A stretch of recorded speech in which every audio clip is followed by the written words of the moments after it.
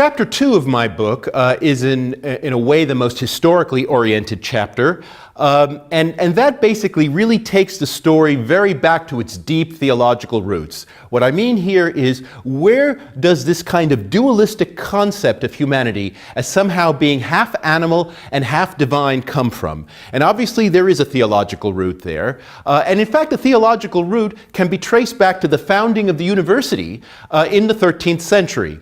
And the two main Catholic orders that founded the universities were the Dominicans and the Franciscans. And their power bases, you might say, respectively, if we're talking about the second half of the 13th century, were the Dominicans in Paris and the Franciscans at Oxford. And there you get the split pretty clearly indicated, where on the one hand the Dominicans in a way see human beings as very much the most sophisticated of animals, who can have a kind of understanding of God, but one that is only analogical. That is to say, something like the Bible does not actually represent the literal word of God, but rather represents some kind of masked message, which in a sense we can only understand partially.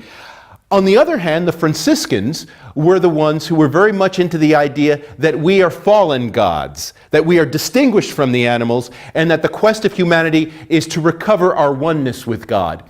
And from that standpoint, the Bible is actually saying something literal to us, which in a way would give us instructions as to how to recover our divine entitlement. Now, these two different ideas coexist throughout the history of the modern era, and in fact, in the first instance, you find that the Dominicans are the inquisitors and the Franciscans tend to be the heretics.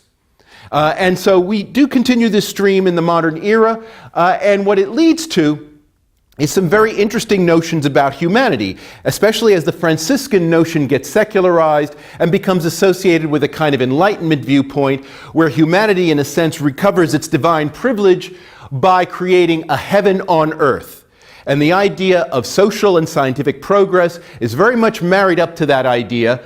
And by the end of the chapter, I raise the sort of specter of transhumanism and the way in which the world might be turned into something that is in the image and likeness of humanity because we are in the image and likeness of God. All of those things sort of working out together. And various forms of transhumanism, whether we're talking about enhancing our intelligence or our physical strength, or we're talking about in some way merging together in some Borg-like entity, or whether Ray Kurzweil's idea of somehow uploading our consciousness, the most valuable and distinctively human part of us, into some kind of machine that is more durable and can amplify those powers even more strongly. All of those things are part of that tradition.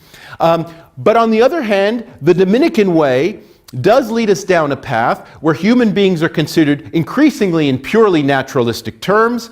Much of modern biology comes from that, natural history, the idea of ecological sustainability, that goodness in the world comes from our being able to live with other creatures, because all of us, in a sense, are equally subordinate to God as configurations of matter and motion, to be sure, with intelligent design, but intelligent design that will always be in some way obscure to us. And this idea, of course, loses God in the 19th century, courtesy of Charles Darwin, and becomes largely the naturalistic worldview that, in fact, is very much part of popular secular culture today. But these two ideas very much coexist. The idea that we're on our way to becoming God in some sense, and this other idea that our place is to be embedded in nature and living a sustainable existence there.